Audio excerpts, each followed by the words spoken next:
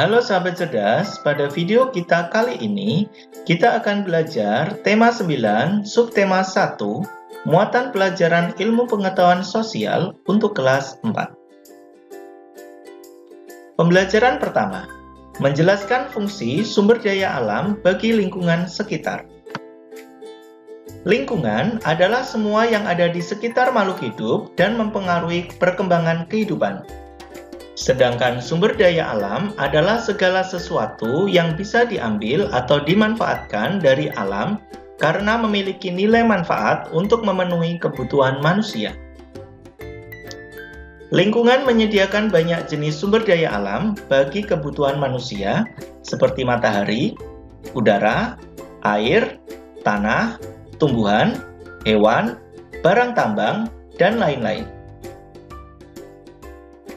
Lingkungan sangat mempengaruhi kehidupan manusia. Hal ini dikarenakan manusia beradaptasi dengan lingkungannya dalam memenuhi kebutuhan mereka sehari-hari. Fungsi lingkungan bagi manusia antara lain 1. Sebagai tempat tinggal dan tempat bertahan hidup. 2. Sebagai tempat bersosialisasi. 3. Sebagai tempat mencari keuntungan. 4. Sebagai tempat untuk hiburan. 5. Sebagai sarana edukasi atau pendidikan. 6. Sebagai sumber kebudayaan dan peradaban. Selain bermanfaat bagi manusia, lingkungan juga memiliki banyak manfaat bagi tumbuhan maupun hewan. Lingkungan diperlukan oleh tumbuhan maupun hewan untuk bertahan hidup. Berdasarkan materinya, lingkungan dibedakan menjadi lingkungan biotik atau hidup dan lingkungan abiotik atau tak hidup. Lingkungan biotik adalah lingkungan yang terdiri atas komponen makhluk hidup bernyawa dan memiliki wujud makhluk hidup. Manusia, hewan, dan tumbuhan tergolong dalam komponen lingkungan biotik yang melaksanakan kehidupannya di lingkungan alam. Lingkungan abiotik adalah seluruh benda mati atau yang tidak bernyawa, namun memiliki manfaat atau pengaruh yang sangat besar bagi kehidupan makhluk hidup. Ada banyak contoh lingkungan abiotik di sekitar kita, yaitu tanah, air, udara, sinar matahari, dan lain sebagainya. Aktivitas manusia sangat tergantung akan keberadaan sumber daya alam di lingkungan sekitar. Sumber daya alam adalah segala sesuatu yang bisa diambil atau dimanfaatkan dari alam karena memiliki nilai manfaat untuk memenuhi kebutuhan manusia. Sumber daya alam digolongkan menjadi dua, yaitu berdasarkan lokasi sumbernya dan sifatnya atau ketersediaannya. Menurut lokasi sumbernya, sumber daya alam digolongkan menjadi sumber daya alam daratan dan sumber daya alam perairan.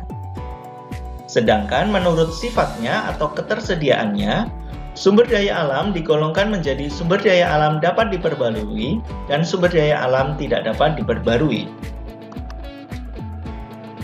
Pembelajaran kelima, mengidentifikasi kegiatan ekonomi berdasarkan ketersediaan sumber daya alam.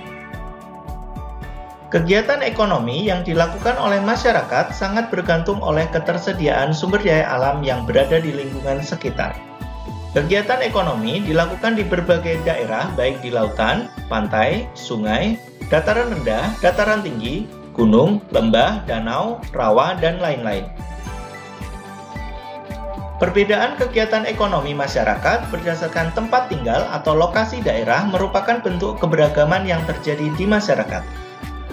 Masyarakat yang tinggal di daerah pantai memiliki profesi sebagai nelayan, pengrajin hasil laut, petani garam, jasa persewaan perahu, penjaga pantai, dan lain-lain. Berikut kegiatan ekonomi masyarakat berdasarkan ketersediaan sumber daya alamnya. Yang pertama, pantai. Pantai adalah wilayah perairan yang merupakan perbatasan antara daratan dan lautan. Pantai merupakan kawasan yang memiliki ciri lingkungan yaitu berpasir. Sumber daya alam di daerah pantai antara lain hasil laut, tanaman bakau, pohon kelapa, garam. Kegiatan ekonomi masyarakat sekitar pantai antara lain nelayan, petani garam, pemetik kelapa, penjaga pantai, pengrajin hasil laut, petani rumput laut, persewaan perahu, dan lain-lain. Yang kedua, laut. Laut adalah wilayah perairan yang luas dan menghubungkan daratan atau pulau satu dengan yang lainnya. Laut tentunya menjadi tempat hidup banyak makhluk hidup. Namun, manusia juga memanfaatkannya sebagai sumber garam, jalur transportasi, hingga budidaya ikan dan rumput laut. Kegiatan ekonomi masyarakat di daerah laut antara lain nelayan, wisata bahari, pengeboran minyak bumi, wisata kapal, dan lain-lain.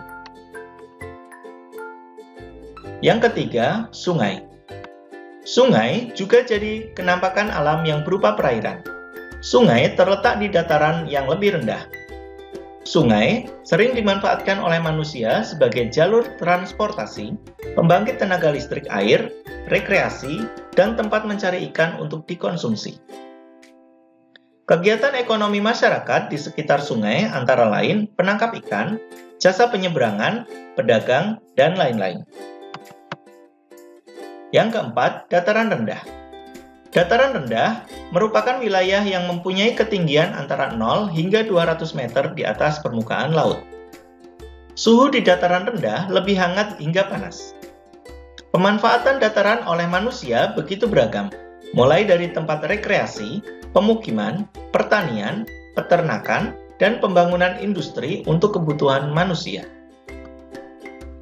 5. Dataran tinggi. Dataran tinggi adalah dataran yang ada di ketinggian antara 300 hingga 600 meter di atas permukaan laut. Dataran tinggi ini bisa terbentuk karena proses timbunan material dari pegunungan di sekitarnya. Wilayah dataran tinggi juga sering dimanfaatkan manusia untuk dijadikan perkebunan kopi, teh, dan sayur-sayuran karena suhunya yang ideal untuk tanaman tersebut. Demikian video pembelajaran kita kali ini, semoga bermanfaat. Sekian dan terima kasih.